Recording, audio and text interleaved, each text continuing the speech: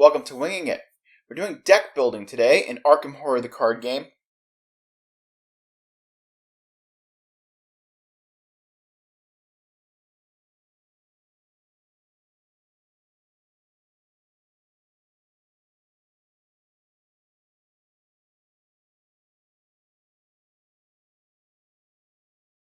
This is a Return to the Forgotten Age campaign. I'm playing with two starter deck investigators, Winifred and Jacqueline Fine. I'm not going to be using their starter decks as packaged. I'm going to be building my own decks based on limited playthroughs that I've done and trying to lean into a bit more focused builds of what I want out of them. I'm building them both to be flexible, so both should be able to get clues and do enemy management. The idea with Winifred is that she will be getting she'll be using lockpicks and events to do her investigating and perhaps doing some card committing shenanigans, and then using events primarily for fighting. I'm not going to plan on giving her any weapons. She's going to run very asset light. One of my frustrations with her starter deck, although I did win a campaign with it, was just how heavy it was with assets and how little skills it had.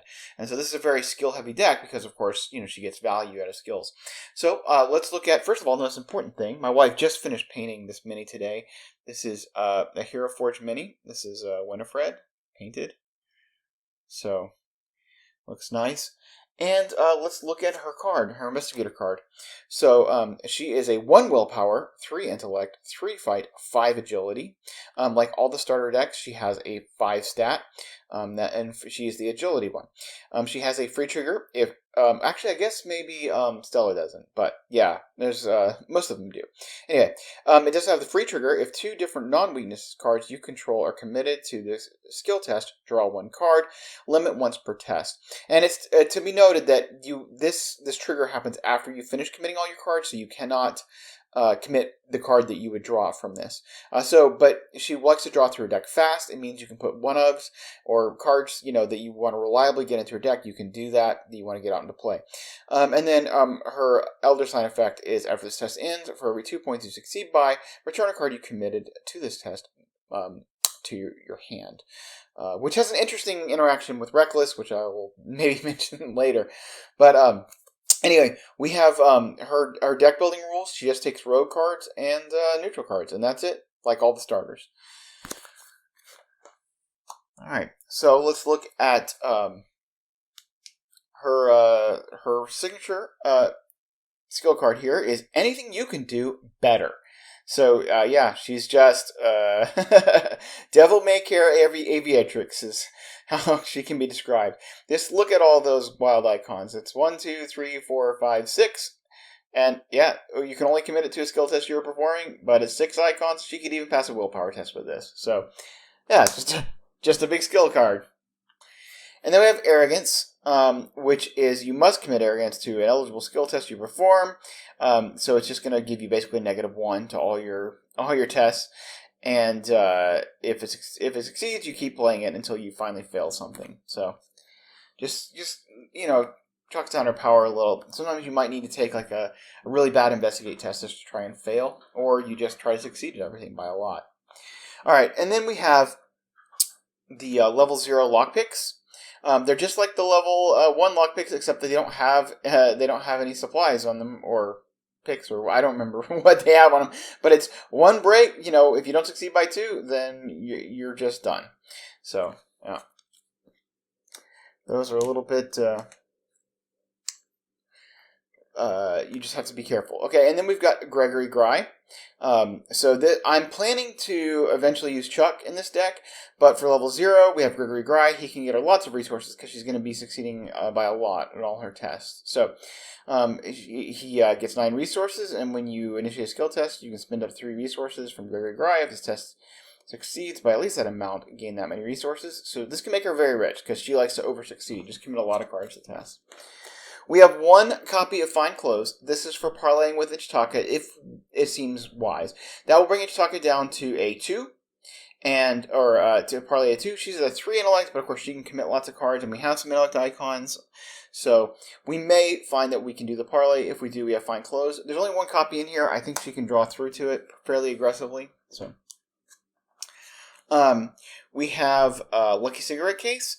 This is goes in the accessory slot, and after you succeed by a skill test by 2 or more, exhausted and draw 1 card. More card draw. So we do have a one well-connected. This is just so we can, if we use Gregory Gray and, watch this and we're able to get some resources, then we might be able to use them to boost her stats a little bit. I don't see this being a huge useful card. It's kind of a cheeky one of, but I put it in here just in case. We might find it useful. I'm not actually sure how the economy of this card, deck is going to go. I really struggled with the starter deck economy, but this is, with being so skill card light, or heavy, and asset light, I think I might do a little bit better. Alright, so now we have Backstab. Backstab is really nice if you're going to be doing event-based fighting in the Forgotten Age, because there's lots of 3 health enemies. So we won't need this until probably the latter half of the scenario, but we have it. She should be able to fight with her agility just fine, and of course it does 3 damage, so it'll take out those 3 health enemies very quickly. And of course we could also use it on Ishitaka. Alright, and now we've got Sneak Attack. So, deal 2 damage to an exhausted enemy or location. So all we have to do is pull off an evade, spend 2 resources, and then we can easily do 2 damage. The problem with this card is there's a lot of 3 health enemies, so it may not be quite as useful. But it's still a good card, and it may be useful, especially in the second scenario. We got 1 copy of Slip Away. One thing is because of Chuck Fergus, who leverages tricks and tactics, I'm putting a lot of these kind of tricks in the deck. Now, I will adaptable some other things, eventually, but Slip Away is a good one. You can you add your intellect to your skills, to your evasion. Agility, so she'd be evading at 8, and then if you succeed by 2 or more, the evaded enemy, it does not raid during the next upkeep. So, she has lots of these 2 or more kinds of skills, which I'll mention that I didn't put Daring to Maneuver in this deck. I actually had it in, and I withdrew it at the last moment, because I just felt like, I feel like she's going to be succeeding enough. I really want the Daring Maneuver in the deck when I'm running like Backstab 3 and Pilfer 3 and those other ones that come back to your hand if you succeed by 2 or more, just to make sure. And maybe I should have had it for the lock picks, but I just felt like I could use the deck space better. So, okay, I have 1 Sneak By, which I think probably is not well regarded of these kind of cards. It's just evade when action begins, gain 2 resources. But it does have 2 agility icons, which is nice, so we can commit it. It might be a resource card. We're definitely going to be evading, so getting some resources for doing it doesn't hurt. And with Chuck Fergus out, once I finally get him out and into play, this becomes a fast action that gives you resources and gives you a stat boost. So, I think it's at least worth mentioning. So, I did put 1 copy of Hatchet Man. I've actually never run this card before, but this is a skill, and if it's successful during an evasion attempt, next time the evaded enemy takes damage, deal it 1 additional damage. So you can combo this with Sneak Attack to kill the 3 health enemies. I don't think it's going to come up a lot, so, I put 1 in there. Finally, we have a good old Intel Report. So, you can just pay money to discover clues. You can just, pay an extra 2 resources to discover 2 clues, or you can get 2 extra resources to get from a remote location. This will be nice for the Circuitous Trail, if that comes up. And then also, we can just commit it for intellect icons if we need to. I do plan on replacing this with Pilfer once I get Chuck Fergus out. And then we've got I'm Out of Here. Nice for the agility icons. It also will let us just resign if we need to. This will be very, very useful in the second scenario for just, once we get the relic, just getting out and not having to deal with, like getting through a snake pit. All right, we got 2 copies of Nimble. Nimble's a good card. It gives you 1 agility icon, but for each point, the skill test that you succeed by after it resolves, you may immediately move to a connecting location to a maximum of 3 times. So you can rocket across the map. Movement is king, especially when you're trying to get away from snakes. So that's a good card. We got 2 copies of Opportunist, which, has long been regarded as a bad card because, if you succeed by 3 or more, return it to your hand. It's only 1 agility icon, 1 wild icon. It doesn't even really help you do what it's trying to do. Like, it doesn't help you succeed by 3. But it's good in Winifred because she can commit this to a test just to draw a card. And if she's up high enough, like, you're committing this to draw a card, and it helps you get card draw when you're already, like, smashing tests. So, it's nice. And we got Watch This.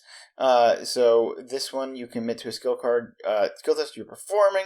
As an additional cost to commit, watch this, you spend up to 3 resources, and then if you succeed by 1 or more, you gain twice that many resources. So this is a nice card for just economy, if you can smash it, and she can smash the intellect test.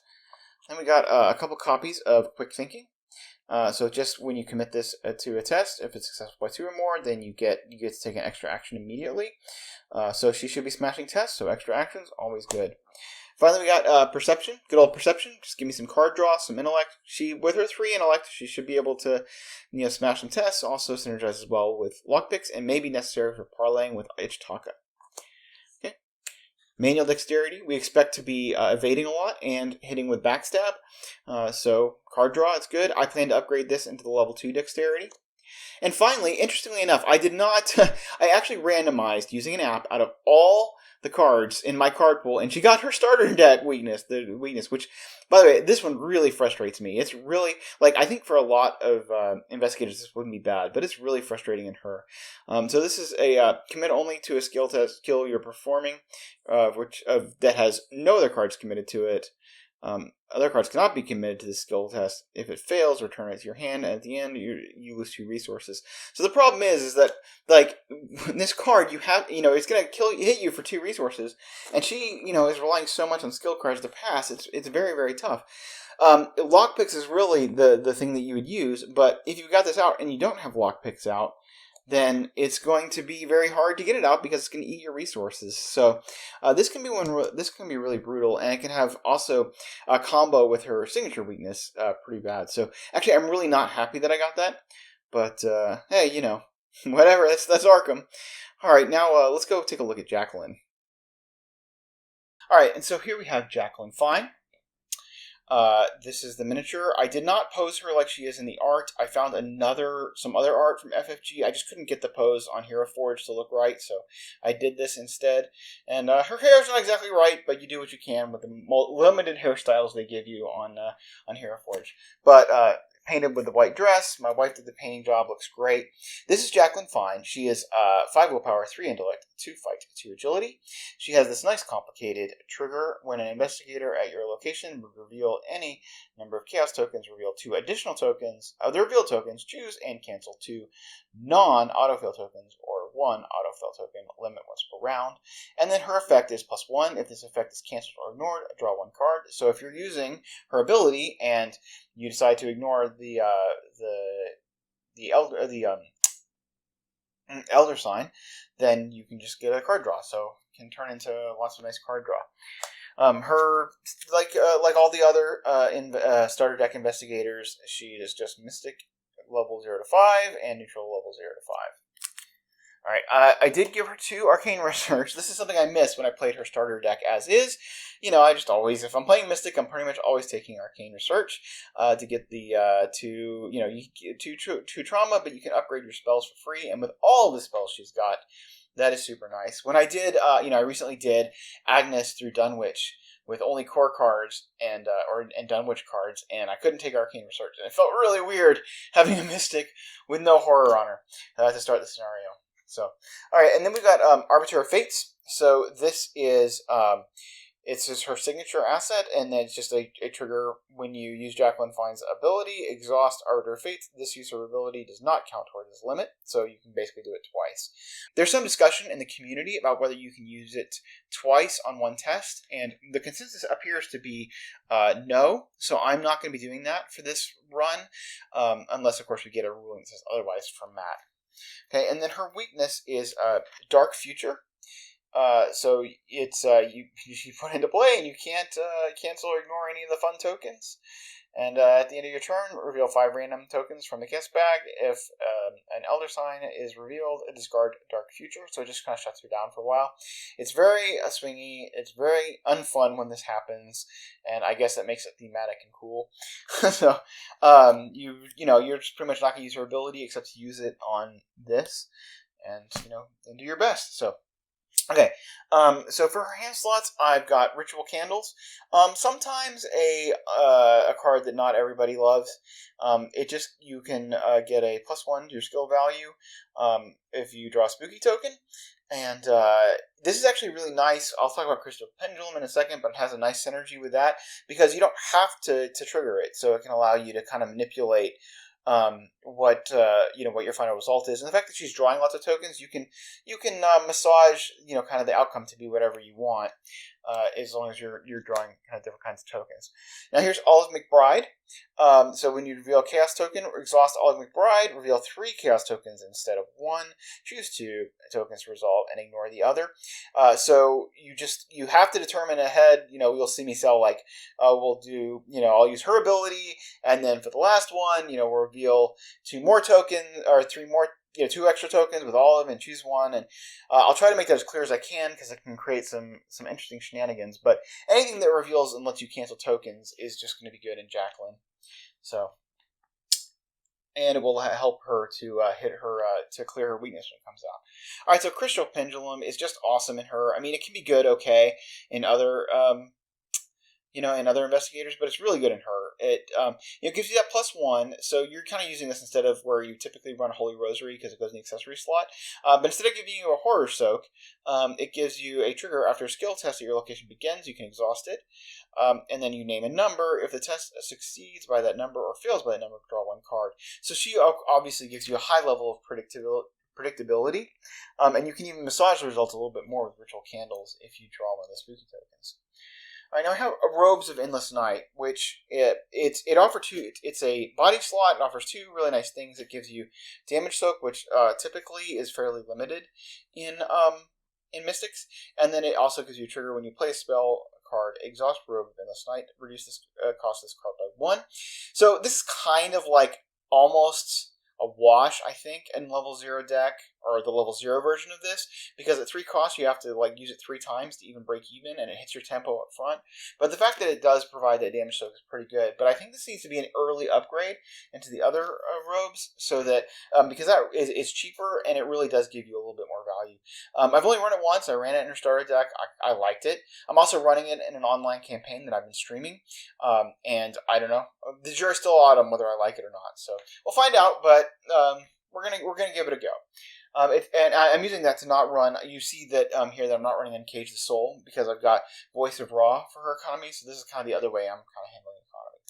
All right, so we've got Shriveling, which is just your standard, Mystic spell for damage, and then you can spend 1 charge, fight, and it uses willpower instead of fight, and deals +1 damage. And if Spooky Token is revealed, you take 1 horror. So you may wonder, why am I running this over Azure Flame? Well, I actually am running 1 copy of Azure Flame, which, I guess we'll just talk about that. It's the same thing, except that it gives you damage if you get a +1 or a 0 token, and the reason I prefer I'm going 2 Shriveling and 1 Azure Flame is she just has more Horror Soak, slightly more than she does for the Azure Flame. Now I say slightly more because she does have 2.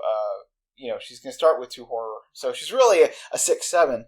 But I probably will end up putting some horror healing in her with Fearless eventually. So that's a thing. And the other thing is, if she manages to get poisoned, that can throw a lot of damage on her as well. We'll see about that. So I'm running 3 damage spells. I'm also running 3 of the Seeking spells, the cluing spells. So you've got a Rite of Seeking. I still prefer Rite of Seeking over Clairvoyance. It's use 3 charges. You investigate, you get 2 clues. When you investigate, and if you draw a Spooky Token, it ends your turn. There's really no downside if you just do this at the end of your turn, and I think a lot of us have adopted that kind of style of play, so it's fairly normal to us. And it's not that risky. It just sometimes you'll end up doing other things, but like drawing a card can be a really good thing, or playing one of these assets. Getting your Ritual Candles into play. Like there's usually lots of things you can do, and then Seek as your last action, whereas Clairvoyance gives you a horror if you get a +1 or 0 token. I think I overall prefer Rite of Seeking. Clairvoyance is nice, and again, if I have to live with it, I certainly will. I mean, I've got it in the deck, but I feel like it's easier to work around the loss of actions. But I mean, I think they're fairly equivalent. Okay, and then we've got Dark Prophecy, so this is, playing to reveal a Chaos token, reveal 5 Chaos tokens instead of 1. Choose 1 of the revealed tokens with a spooky symbol, to resolve and ignore the rest. So this, of course, will let you you can use this with ritual candles and make sure that you pass the test. Of course, it synergizes really nice with clairvoyance and with azure flame.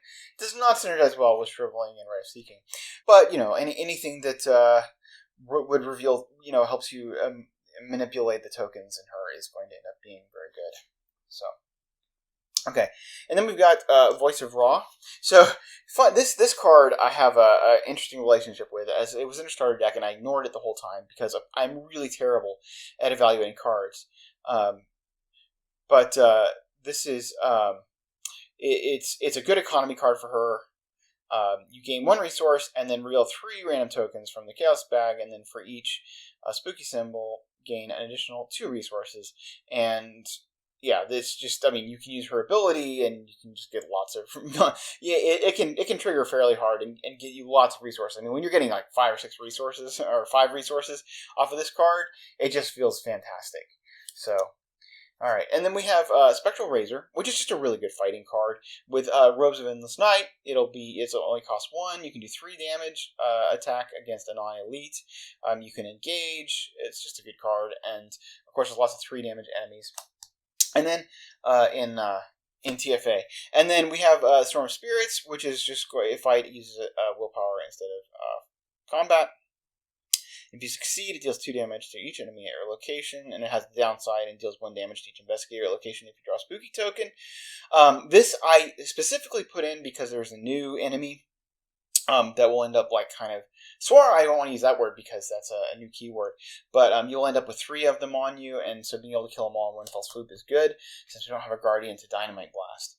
Okay, I've got 1 copy of Read the Signs. Again, it's a good investigate. Add your willpower to your intellect. She'd be investigating at an 8 without any other boost, and you can ignore the effects or keywords on the location. So while investigating, so that's nice. And then I've got 1 copy of Astral Travel. Oh, like I'm out of here. This is for let's get the relic and get out of the second scenario alive and not have to go through Pit Vipers. And so hopefully she'll have enough draw that she can get to this and get out of there. And then the card I'm missing I was really missing a Ward of Protection from her starter deck. You can just cancel a Treachery. We can upgrade this to Ward 2 and cancel Treacheries for Winnie, which is good with her low willpower. So yeah, just a really fantastic card, and it's hard to play a Mystic without that. Deny Existence, another fantastic card. I just put it in all my Mystic decks, and it just lets you, it's fast when you discard cards from hand or lose resources or take horror damage or take horror, you can just cancel it. So that's really nice. It does not work on the effects from Shriveling because those are not encounter cards. And then we got Prescient, the other skill, the first skill card I'm taking with her. I'm taking 2 of these. It's a willpower, so you can find a test to commit it with, and then you just name even, odd, or symbol. After this test ends, if a chaos token the type was revealed during this test, you may return a spell card from your discard pile to your hand. So you can get back the Ray of Seeking, the Storm of Spirits, Spectral Razors, or the Shrivelings, Azure Flames, what have you. Finally, we just got Guts, because card draw is good, and she'll be able to commit this. Make sure she can nail the really test. If she needs to fight Ashtaka with, Shriveling, this will help her. So, there's, I put Guts in so many decks. I didn't put it in Winnie, because with 1 willpower, it doesn't really help her that much, but it's just a good card. There's so many willpower treacheries, and so many, and especially in Mystics, who are just using the willpower and getting that card draw is good. So I did not manage to draw her basic weakness from her starter deck. She's just got Internal Injury, which, if I recall, was actually what I got with Agnes as well in my last campaign. So I guess something with my randomizer just likes this card. So not too big a deal. She's got 6 health. So this is a pretty easy one to handle. You just got to take actions and discard it, and you're done. And of course, Winnie can do that as well. So anyway, super excited. Let's go give the Forgotten Age a try, and we will start with Untamed Wild.